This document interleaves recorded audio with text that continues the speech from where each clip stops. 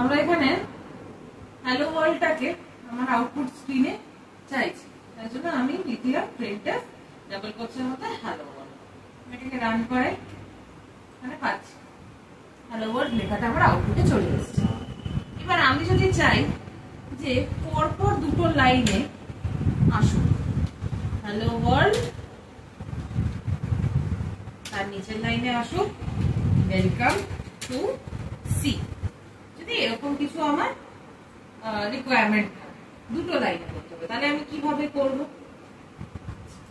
সবার সেটা হলো সেম, আমরা প্রিন্টএফটা লিখবো, লিখে নিয়ে আমি দুবার করে বেসিক্যালি লিখবো। প্রথম লাইনে আমরা লিখবো হ্যালো ওয়ার্ল্ড, দ্বিতীয় লাইনে লিখবো ওয়েলকাম টু সি, তাতে আমার প্রোগ্রামটা চলে যাওয়ার কথা, তাই তো? সবার মাথায় এটাই প্রথমে আসে। আমি এটা রান করি, দেখি কি আসে। তখন আনসারটা কিরকম আসছে? হ্যালো ওয়ার্ল্ড, তার পাশেই চলে আসছে ওয়েলকাম টু সি।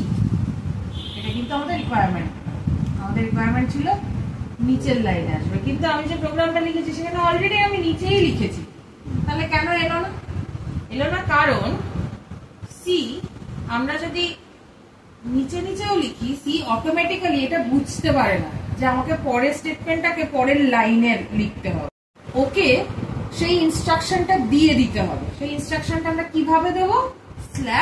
/n দিয়ে। /n মানে আমরা যখন ওয়ার্ডে যখন কিছু একটা লিখছি বা কোথাও লিখছি, এন্টার মারি, তো এন্টার মারলে তো আমাদের নেক্সট লাইনে চলে আসে।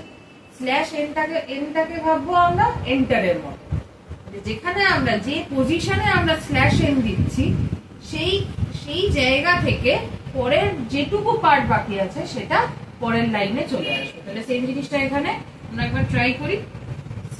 /n লিখলাম, হ্যালো ওয়ার্ল্ড এর পরে /n লিখলাম, তারপরে আবার প্রিন্টএফ স্টেটমেন্ট আছে, বিল্ড এন্ড রান এলো নিচে নিচে। শর্টে করা যেত আমরা যদি দুটো লাইনে না লিখতাম। দুটো লাইনে না লিখে আমরা কিভাবে লিখবো? একটা লাইনে যদি এইভাবে লিখে দিতাম তাতেও কিন্তু হয়ে যেত। একবার করে দেখি। হ্যালো সেম, তাহলে /n এর মানেটা বোঝা গেল। /n মানেই হলো নেক্সট লাইন।